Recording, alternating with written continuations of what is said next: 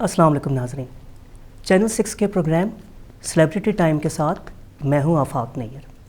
گزشتہ ایپیسوڈ میں ہمارے ساتھ موجود تھے ظفر خضر صاحب جو گیٹ اپ پاکستان کے پریزیڈنٹ ہیں اور ڈو پیس کے فاؤنڈنگ ممبر۔ تو آئیے ان سے گفتگو دوبارہ آغاز کرتے ہیں۔ ظفر صاحب، آپ نے گزشتہ ایپیسوڈ میں کچھ بڑے اہم نکات اٹھائے۔ مثال کے طور پہ آپ نے کہا کہ سرکاری اسکولوں میں بالکل اسی خطوط پر جس طرح بھارت نے آج سے کوئی 20 سال پہلے جو ہے سپریم کورٹ نے ایک فیصلہ دیا کہ غریب بچوں کو وہاں پہ کھانا بھی دیا جائے تاکہ ان کی نیوٹریشس جو غذائی جو ضروریات ہے وہ پوری ہوں اور وہ تعلیم کی طرف بہتر طریقے سے توجہ دے سکیں۔ اب یہاں پر ایک سوال اٹھتا ہے اور وہ یہ اٹھتا ہے کہ یہ تو بہت اس کے لیے بہت خطیر رقم درکار ہوگی۔ اسی طریقے سے آپ نے ذکر کیا کہ پرائیویٹ اسکولوں میں 25% جو ہے وہ سیٹس رکھی جائیں ان بچوں کے لیے جو عام حالات میں ان اسکولوں میں داخلہ لے نہیں سکتے ہیں، تو ظاہر ہے کہ یہ خرچہ بھی سرکار نے دینا ہے۔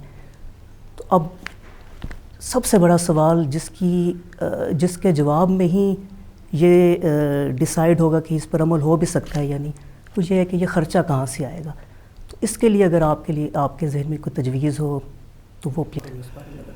آفاق بالکل صحیح کہہ رہا ہو۔ دیکھو، دو چیزیں مین جو ہم نے ذکر کیا تھا پہلے کہ بھارت نے یہ کیا کہ اگر بچے بھوکے ہیں، ان کو کھانے کو نہیں مل رہا تو وہ ایجوکیشن نہیں حاصل کر سکتے، اس لیے انہوں نے یہ سپریم کورٹ سے یہ آرڈر ایشو کروایا کہ روز بچوں کو تمام گورنمنٹ اسکول اور گورنمنٹ اسسٹڈ اسکولس میں بچوں کو تازہ پکا ہوا نیوٹریشس اور انف پروٹین کے ساتھ کھانا دیا جائے، ٹھیک ہے، تاکہ ان کی ایجوکیشن ہو سکے۔ ایک یہ بہت بڑا کام تھا۔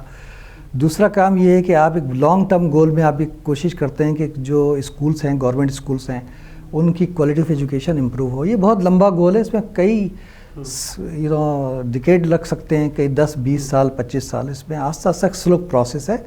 لیکن اس سے پہلے اس کا جو کوئک طریقہ وہ یہ ہے کہ بھئی اس دوران آپ کیا کریں گے؟ آپ ملینس آف چلڈرن کو ایک 3rd کلاس ایجوکیشن تو نہیں پرووائڈ کر سکتے، تو کم از کم اگر ہم 100% پرابلم نہیں سالو کر سکتے تو 25 سالو کر سکتے۔ ویری ایزی اس کا طریقہ تھا کہ آپ پرائیویٹ اسکولوں میں ریزرو کر دیں گورنمنٹ سیٹ، کہ ان کو ایک لا بنا دیا انہوں نے کہ 25% ہر پرائیویٹ اسکول 25% غریب بچوں کو تعلیم حاصل کو سیٹ ریزرو کرے گا۔ اس سے یہ ہے کہ کم از کم 25% وہ لوگوں کو جو افورڈ نہیں کر سکتے گورنمنٹ کے خرچے پر وہی اچھی ایجوکیشن مل رہی ہے، ٹھیک ہے۔ بہت ہی میرا خیال ہے کہ بہت ہی کوئک ایک اسٹریٹجی ہے، ایک سولوشن ہے۔ صاحب، سوال تو پھر وہی ہے کہ یہ پیسہ آخر کہاں سے جنریٹ ہوگا؟ دیکھیں، ہمارے کنٹری میں فیوڈلزم ہے اور فیوڈلزم کی وجہ سے ہمارے یہاں زرعی ٹیکس بھی نہیں ہے یہاں پہ۔ تو اگر ہم وہی ٹیکس لگائیں زرعی انکم پر جو ہماری دوسری انڈسٹری پر ہوتا ہے، اگر وہی ریشو لگائیں، وہی ریٹ لگائیں، تو ہمیں تقریباً 1850 بلین روپے کولیکٹ ہونا چاہیے ہر سالانہ ہر سال 1850 بلین روپیز۔ اس وقت جو ہمیں کچھ لینڈ پہ ٹیکس ہے اس کی وجہ سے جو کولیکٹ ہوتا ہے، لیکن ٹوٹل جو ہمیں نقصان ہو رہا ہے وہ 1650 بلین روپیز کا ہر سال نقصان ہو رہا ہے، ٹھیک ہے۔ بہت بڑی رقم ہے۔ تو اس سے اور دوسری بات ایک اور دیکھیں کہ اکثر کافی ریسرچ رپورٹ کے مطابق یہ ہے کہ جب فیوڈلزم ختم ہوتا ہے اور آپ چھوٹے کسانوں کو اگر جب آپ زمینیں بانٹ دیں تو آپ کی ابھی زیادہ تر زمینیں زمینداروں نے رکھی ہوئی، ان کو ضرورت ہی نہیں ہے کہ اس میں کچھ اگائیں، پروڈیوس کریں، ان کو مرضی ہے وہ کریں نہ کریں، ان کے پاس انف پیسہ ہے۔ لیکن اب جب ایک چھوٹا کسان کام کرتا ہے تو اس کو اسی چھوٹی زمین سے پروڈکشن دینی پڑتی ہے، تو اس کے لیے محنت کرتا ہے۔ اس سے 3 ٹائم جو ہے نا آپ کی پروڈکٹیوٹی بڑھ جاتی ہے اسی لینڈ سے۔ اور جو میں سمجھا وہ یہ ہے کہ اگر ہم ایک تو ایگریکلچر ٹیکس لگائیں اور ساتھ ساتھ اپنے، چونکہ پاکستان ایک زرعی معیشت ہے، اس میں تو سب کو ہمیں معلوم ہی ہے، مگر ہمارے ہاں زراعت کے لیے، کاشتکاری کے لیے نظام بہت فرسود ہے، اس کو بھی اپ گریڈ کر دیا جائے اور چھوٹے کاشتکاروں کو حکومت اگر فیسیلیٹیٹ کرے تو پھر جو پروڈکٹیوٹی ہے وہ آپ کہہ رہے ہیں کہ 3 گنا تک بڑھ جائے۔ فیوڈلزم ختم کر کے چھوٹے کسانوں میں زمینیں بانٹیں تو ہماری پروڈکٹیوٹی 3 ٹائمز بڑھ جائے گی، اس کا مطلب 3 ٹائم انکم بڑھ جائے گی اگر اس پہ ٹیکس ہم ہیں، اور تقریباً 5000 بلین روپیز پر ایئر ہمیں صرف آمدنی ہو سکتی ہے زرعی انکم سے.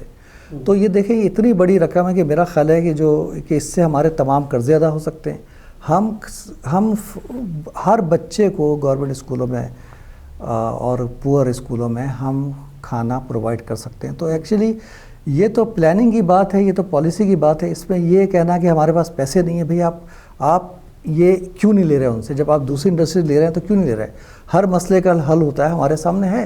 اگر ہم نہ کرنا چاہیں کسی بھی وجہ سے, کسی کا پریشر ہے ہمارے پر, ہم نہ کرنا چاہیں تو وہ ایک الگ بات ہے, لیکن سولوشن تو ہمارے آنکھوں کے سامنے. ول مسنگ ہے لگتا ہے حکومت کی. اچھا, دوسرا یہ کہ میرا خیال ہے عمران خان صاحب نے بھی یہ بات کہی ہے کئی مرتبہ کہ میں فیڈرلزم ختم کروں گا, اور زرعی پروڈکٹیوٹی کے بارے میں بھی شاید ایسا کچھ ہے بات انہوں نے کہی. جو مجھے یاد پڑتا ہے 1997 کے انتخابات کے لیے جب پی ٹی آئی نئی منظریں یہاں پر آئی تو ان کے منشور میں جاگیرداری نظام کے خاتمے کا, اور بہت بڑا میں سمجھتا ہوں کہ یہ ابھی تک اس پر عمل نہیں ہو سکا, تو یہ بہت بڑا ان کا منشور کا ایک حصہ تھا. اب تو وہ اقتدار میں ہے, میرا خیال ہے اب تو ان کو اس پر عمل کر دینا چاہیے. اس پہ دیکھیں آفاق, ایک اور بات ہے, اگر آپ ہسٹری کو دیکھیں پاکستان میں, تو بھٹو کی حکومت میں 1977 میں اس نے جاگیرداری نظام کو ختم کر دیا تھا, اور ایکچولی کسانوں کو, چھوٹے چھوٹے لاکھوں کسانوں کو زمینیں ملنی تھیں اس وقت, مگر اس کے خلاف جاگیرداروں نے مل کر, اسلامی جماعتوں کے ساتھ مل کر ایک پٹیشن داخل کی سپریم کورٹ میں کہ جاگیرداری کو ختم کرنا غیر اسلامی ہے. اور تو فیڈرل شریعت کورٹ نے فائنلی یہ فیصلہ دیا کہ ہاں جاگیرداری نظام کو ختم کرنا غیر اسلامی ہے. تو 5 ججوں میں سے 3 جج جو تھے وہ یہ کہہ رہے تھے, 2 جو تھے وہ کہہ رہے تھے نہیں یہ صحیح نہیں. تو صرف آپ دیکھیں ایک بندے کی وجہ سے, ایک جج کی وجہ سے, وہ مفتی تھے غالباً اس میں جو جس طرح یہ فیصلہ پہ شامل تھے, اس کی وجہ سے جاگیرداری نظام ختم نہیں ہوا. جو دنیا کے ہر ملک سے, بلکہ آپ دیکھیں کہ یورپ نے جب ترقی شروع کی ہے وہ فیڈرلزم ختم کرنے کے بعد ہی ترقی شروع کی ہے, جو ان کی ریئل جو ترقی ہوئی ہے. تو پاکستان, میرا یہ خیال ہے جو میری نالج کے حساب سے, دنیا کا واحد ملک ہے جہاں فیڈرلزم ابھی بھی ہے. آپ یہ دیکھیں کہ انڈیا بنتے ہی, بلکہ انہوں نے پہلے اعلان کیا تھا اور ختم کیا, بنگلہ دیش نے ختم کیا اس کو جو ہے. تو صرف پاکستان, ان کنٹری میں پاکستان صرف رہ گیا ہے جہاں پر ہے. اور دیکھیں اس کے پریکٹیکل پرابلم یہ ہیں اس کے کہ ہمیں اربوں روپے, یعنی 1650 بلین روپیز ہر سال نہیں کولیکٹ ہوتا. یہ کوئی معمولی بات تو نہیں. تو اگر ہم یہ کریں تو ہم یہ سارے خرچے ایجوکیشن کے جو ہماری انویسٹمنٹ ہے فیوچر کے لیے, یہ ہم سب کے اس کو سالو کر سکتے ہیں. اگر یہ جو آپ تجویز دے رہے ہیں اس پر عمل ہو تو جو ٹیکس ٹو جی ڈی پی ہے وہ پلڈٹ کی 2011 کی رپورٹ کی طرف آپ نے اشارہ کی ہے, اس کے مطابق وہ بڑھتے ہوئے 20% پہ چلی جائے گی, جس کے بعد ہمارے پہ جو پاکستان پہ جو فسکل ڈیفیسٹ ہے وہ ختم ہو جائے گا, اور وہی سارے فساد کی جڑ ہے. ڈیفیسٹ ہی نہیں ہو رہا ہوتا ہے, وہ اس کی وجہ سے پھر اور کام ہو نہیں پاتا. 2-3 کا سپلٹ ڈیسیجن تھا 1989 میں, جو فیڈرل ایپلیٹ بینچ تھا. وہ کہا جاتا ہے کہ لمحوں نے خطا کی تھی صدیوں کی سزا پائی. تو وہ ایک فیصلے نے یہ سارا کچھ جو ہے ابھی تک خراب کیا ہوا ہے. لیکن ظفر صاحب, تو قومیں تو اپنی غلطیوں کو کریکٹ بھی کرتی ہیں نا, تو کیا کسی نے اس فیصلے کو چیلنج نہیں کیا, کسی نے آواز نہیں اٹھائی, حکومت نے خود نہیں کو ریویو کیا کہ دیکھا ہے؟ اصل میں پھر میں کہوں گا کہ فیوڈل لابی کہہ لیں ان کو, فیوڈلس ہیں جو اس کنٹری میں ہیں, وہ اتنے پاورفل ہیں کہ انہوں نے کبھی کچھ کرنے نہیں دیا. عابد منٹو صاحب نے, جو سپریم کورٹ کے سینئر ایڈوکیٹ ہیں, بہت معروف شخصیت ہیں, انہوں نے یہ پٹیشن پراببلی 20 سال پہلے فائل کی تھی سپریم کورٹ میں, مجھے صحیح یاد نہیں. وہ آج تک پٹیشن اوپر ہی نہیں آئی ہے. آپ اندازہ لگائیں کہ 20 سال سے انہوں نے کافی اسٹرگل کی ہے, مگر کوئی بھی چیف جسٹس آتا ہے وہ پٹیشن کو آگے آنے ہی نہیں دیتا, جو بھی اس کے ریزن ہو. لیکن آپ یہ دیکھیں کہ یہ, لیکن میں پھر دوبارہ آتا ہوں کہ کسی بھی قوم نے ترقی نہیں کی جب تک کہ عوام میں اویئرنیس نہیں تھی, اور کم از کم 3.5 سے 5% لوگ اس کے لیے کچھ کرنے کو تیار نہیں ہوئے, ان کو کچھ نہیں ملا. یہ تو انہوں نے یہی کرنا, یہ کبھی وہ کام ہوئے گا ہی نہیں کسی بھی کنٹری میں جو آپ ان پہ چھوڑ دیں کہ یہ ایلیٹ جماعت جو ہے ہماری ایلیٹ جو لوگ ہیں یہ کریں گے. تو وہ آج تک اب سپریم کورٹ جس پہ میں پرابیبلی زیادہ ٹرسٹ کرتا ہوں بنسبت پولیٹیشنز کے بنسبت بیوروکریٹس کے کہ وہ اس ادارے نے بھی آج تک جو ہے اس پہ کوئی کام نہیں کیا, اس کو پٹیشن کو غور نہیں کیا. اگر یہ کریں, کیونکہ بات یہ ہے کہ آپ کے 16 جج ہوتے ہیں, بڑی جو بینچ ہوتی ہے اس پہ زیادہ ہوتے ہیں, 9 غالباً جج ہوتے ہیں اس میں جو کرتے ہیں, وہ ایک 3-5 لوگوں کی جو فیصلہ ہوا ہے ججوں کا اس کو ریورس کیا جا سکتا ہے, جبکہ وہ آپ کے نیشنل انٹرسٹ کو ختم کر رہا ہے, آپ کا مستقبل تباہ کر رہا ہے. ہمارے کا یہ لوگوں کو صرف اتنا پتہ ہے کہ چیزیں مہنگائی بڑھتی جا رہی ہے, حالات خراب ہوتے جا رہے ہیں, جابس یہاں پہ نہیں ہیں, وہ لوگ باہر جا رہے ہیں, میں بھی اس میں ہوں جو باہر چلا گیا چھوڑ کے یہاں پر, ٹھیک ہے. لیکن میں یہ بتانا چاہتا ہوں کہ دیکھو ابھی بھی آپ یہاں پہ رہ رہے ہیں اس کنٹری کے اندر, آپ کو پتہ ہونا چاہیے کہ پرابلم کیا ہے, سولوشن کے نعرے بازی سے کچھ نہیں ہوتا, ہر ایک نعرہ لگائے گا. آپ کو بیسکلی پتہ ہونا چاہیے کہ یار یہ 2-4-5 کام ہیں جو ہمیں کر دیں. جو پولیٹیشین وعدہ کر آئے آپ اس کو فوکس رکھیں کہ آپ نے یہ کام کر دیں. اگر نہیں کر سکتے بھائی ریزائن کر کے ہٹ جاؤ, یہ نہیں کر سکتے. لیکن جب تک کہ عوام پریشر نہیں کرے گی, بلکہ بائی دا وے ایون امریکہ میں Democrats are fooling people, like Republican تو لوگوں کے اگینسٹ کام کرتے ہی ہیں امریکہ میں, لیکن ڈیموکریٹس اگر پریزیڈنٹ بھی جب آتا ہے تو وہ کام نہیں کرتا جس کو کرنا چاہیے, اگرچہ وہ اگر وعدہ بھی کرے. جیسے بائیڈن نے کہا تھا میں میڈیکیئر فار آل کی ایج کم کر دوں گا, ابھی تک کچھ نہیں کر رہا اس پہ. تو نوم چامسکی کہتے ہیں کہ یہ تو ایک پروسیس ہے کہ انہوں نے یہی کرنا ہے, آپ کو وعدے کرنے ہیں, آپ اس کو نعرے لگوانے ہیں, آپ سے ووٹ لینے اور آ کے انہوں نے نہیں کرنا. لیکن اس کا طریقہ بڑا سمپل ہے نوم چامسکی کے مطابق, کہ جب تک کہ سول سوسائٹی ان کو پریشر نہیں کرے گی, پروٹیسٹ نہیں کرے گی, ڈیمانڈ نہیں کرے گی, وہ نہیں کریں گے. تو یہ سارا پھر آگے قصور تو آپ کا ہوتا ہے لوگوں کا.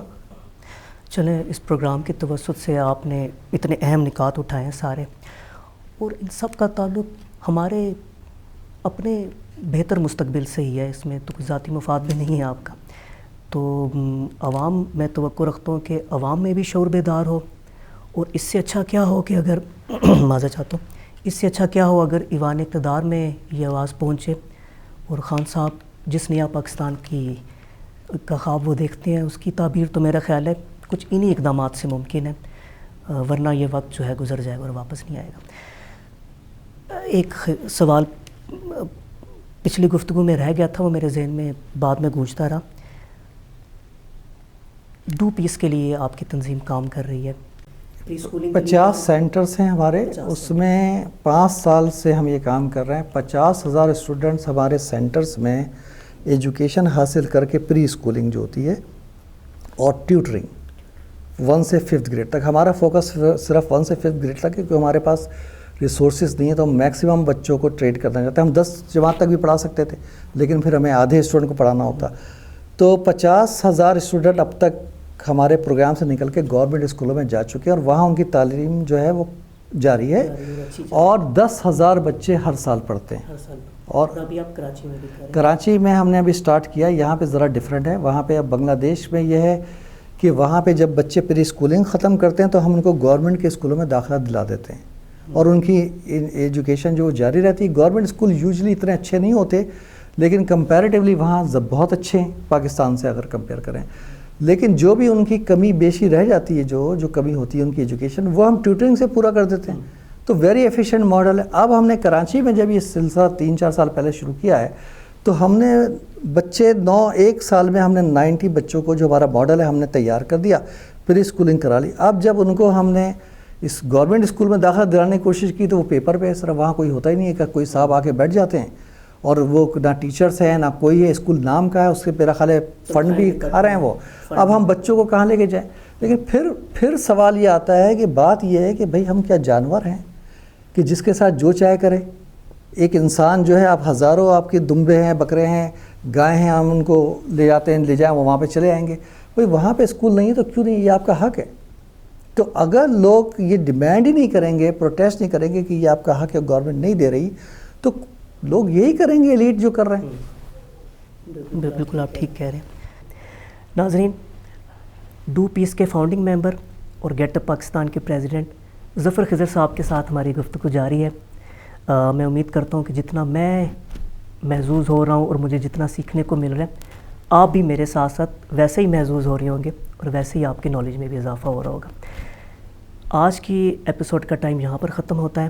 اگلی نشست میں ہم یہیں سے سلسلہ جوڑیں گے جہاں آج کی ہماری گفتگو جو ہے وہ عارضی طور پر رک رہی ہے. تو دیکھتے رہیے چینل 6. اگلے پروگرام تک کے لیے اجازت دیجیے. خدا حافظ.